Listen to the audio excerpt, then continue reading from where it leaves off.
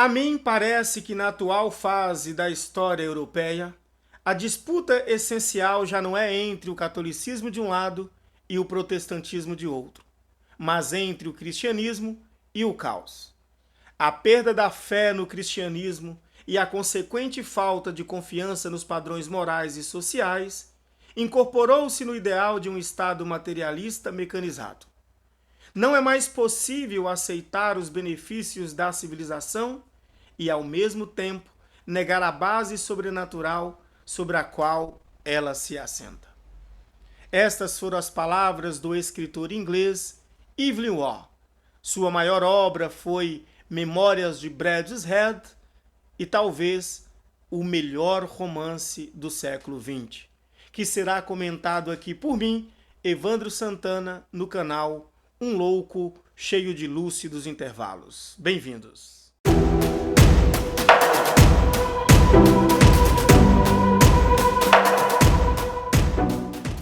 Mas antes de comentarmos a obra Memórias de Bradeshead, é importante darmos um breve histórico de quem foi Evelyn Waugh. Nascido em 28 de outubro de 1903, em Londres, filho do crítico e editor anglicano Arthur Waugh. Logo nos seus 7 anos de idade, em 1911, Evelyn Waugh já escrevera no seu diário suas memórias e sua experiência religiosa na Igreja Anglicana do Pai. Aos 9 anos, a despeito do anglicanismo paterno, ele se inclinou ao anglo-católico das tias que ele visitava aos finais de semana. Ali, virou uma espécie de auxiliar do altar e fizera amizade com o cura que posteriormente veio morrer católico. Aos 11 anos, em 1915, emitiu uma desaprovação à Igreja Anglicana, dizendo que ele era o único a persignar-se e ajoelhar diante do altar.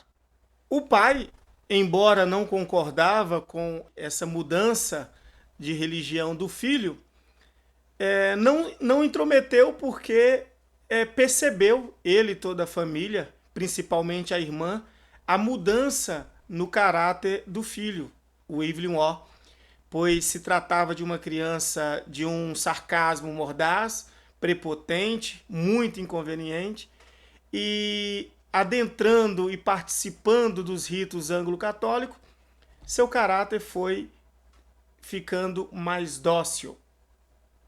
Esse foi um dos motivos pelos quais o pai não interviu no processo do filho. Sua devoção às obras sacras, às artes sagradas do anglo-católico, fez com que ele montasse seu próprio altar ao lado da sua cama com santos de gesso. Em 1917, com 13 anos, entrou na escola pública chamada Lance College, de influência puramente modernista teológica, e sob influência do professor senhor Rawlinson, que futuramente veio a se tornar bispo de Derby. O Waugh acabou se tornando uma espécie de pupilo desse professor. E suas palavras foram que o gnosticismo do senhor Rawlinson acabou perturbando sua fé infantil pela primeira vez. Em junho de 1921, abandonou totalmente a fé. Estava com 17 anos. Se tornou uma espécie de cínico anticlerical, criticando todo tipo de rito religioso, em especial a crisma. Nesta época, seu diário era repleto de melancolia pagã e cogitações suicidas. Encontrou na literatura e nas artes uma espécie de refúgio para desafogar o desânimo e o abatimento. Leu Chesterton, Billy-Hawk, os poemas de Billy-Hawk e Oscar Wilde. Em 1922, com 18 anos, entrou em Oxford. Aqui é que o bicho começa a pegar. Intoxicou do novo mundo, sobressaindo nos excessos e no hedonismo, participando de todo tipo de excesso, sexuais, bebida, envolveu em relações homossexuais, e ele participava num grupo chamado Hippocrates Club. Era uma espécie de clube de bebedeira da faculdade. Vivendo ali dividido entre a vida de intoxicação e o discernimento. É claro que a intoxicação prevalecera nessa época.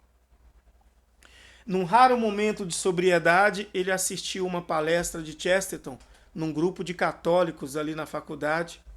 Conheceu Harold Acton, é um escritor acadêmico,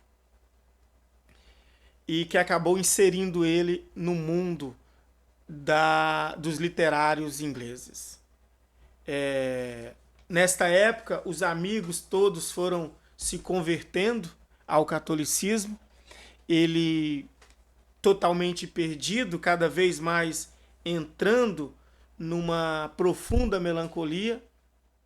Em 1925, com a publicação do Homem Eterno, do Chesterton, ele estava com 21 anos. E ele começa a encantar pela escrita, embora não concorda muito com o estilo de Chesterton, tanto que a sua intenção era propor ao Chesterton reescrever o livro numa perspectiva dele, né? Acontece que ele entra num estado de desgosto por ver todos os seus amigos se convertendo ao catolicismo. Ele tenta convencer alguns de não entrar nesta onda. E depois de 10 dias bebendo, totalmente embriagado, sem parar, ele resolve fazer voto de castidade e obediência. Ele era apaixonado por uma amiga chamada Olivia Plunkett Green. Esta amiga era uma menina promíscua, dançava, saía, ficava com outros homens, menos com ele. E ele era profundamente apaixonado por ela, só que ela o via como amigo. Acontece que também ela depois, posteriormente, em 1930, ela acaba também se convertendo ao catolicismo. Em junho de 1928, com 24 anos, ele acaba casando com Evelyn Gardner. Esta mulher já tivera 3 casamentos mal-sucedidos. Com ele seria o 4º, que acaba, é claro, né, o traindo com um dos seus melhores amigos. Nesta época, totalmente na fossa, ele escreve Declínio e Queda, num processo de meio de superar esse luto, né, do divórcio. Em 1930, arrasado pela melancolia, proporcionada pela vacuidade da vida moderna, caótica, ele procura Olivia, que agora era católica, e conversando sobre o catolicismo com a Olivia e sua mãe, elas acabam então apresentando ele ao padre Darcy em 29 de setembro de 1930. Então, ele conversando com o padre, ele acaba resolvendo a se converter no catolicismo. E nesse momento, ele acaba escrevendo ao padre, e a carta tem um trecho dizendo assim: como eu disse, da primeira vez que nos encontramos, estou ciente de que a Igreja Católica Romana é a única forma genuína de cristianismo. Além disso, de que o cristianismo é o componente formativo essencial da cultura ocidental. O problema é que não me sinto cristão no sentido absoluto. A questão parece ser: devo esperar até me sentir assim, ou posso me tornar católico enquanto estou nesse estado incompleto, e assim beneficiar-me dos sacramentos e receber a fé depois? O padre Darcy viu que não valia a pena criar expectativas maiores e o melhor era simplesmente engolir a semente de alguma forma e esperar que algo resultasse disso. Então, meus caros, o homem acabou entrando no catolicismo sem muitas emoções, numa conversão ainda puramente intelectual, mas acabou que no processo, resquícios da sua infância, apaixonou pelo rito latino, e aí houve um grande boom na cultura intelectual, porque o homem era considerado o pioneiro ultramoderno do vanguardismo literário, né? Era o cara que se afundava na lama da vida moderna e de repente se diz católico. Enfim, acontece que ele já estava decidido, queria ter filhos, queria uma segunda mulher, mas estava impedido pelo o casamento anterior com a Evelyn Gardner. Ele chegou até a pensar que só casaria depois dela morrer, mas acabou entrando dentro de um processo jurídico no direito canônico e acabou conseguindo o divórcio com a Gardner. Em 1936, 6 anos depois, casou-se com Lara Hilbert, que era prima da sua ex-esposa Evelyn Gardner. E aí, o cara entrou totalmente no mundo tradicional, né? O próprio Joseph Pearce, em Convertidos Literários, vai dizer o seguinte: a fé para a qual retornou não foi a fé do seu pai, mas, como diria Chesterton, a fé dos pais de seus pais. Depois disso, ele convertido, católico, casado, teve 7 filhos, a primeira morreu. E aí, depois de algum tempo casado, no retiro de 1956, na Semana Santa, na abadia de Dalshide, não gostou da mudança da liturgia. Ficou profundamente incomodado, saiu no meio do retiro e passou 10 anos, praticamente uma década ou mais, escrevendo artigo, escrevendo cartas para amigos, para jornais, inclusive para os próprios bispos, dizendo da sua profunda decepção com o Concílio Vaticano II. Uma das cartas à Lady Diana Cooper diz o seguinte: o Concílio Vaticano está sendo um fardo pesado para o meu espírito. Não creio que haja muita perspectiva imediata a reverter a desagradável tendência à Igreja.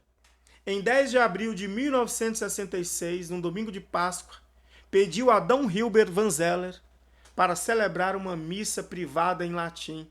E Van Zeller era um velho amigo e pároco da abadia de Dalshide, que negou seu pedido, dizendo que ia ficar do lado da comunidade.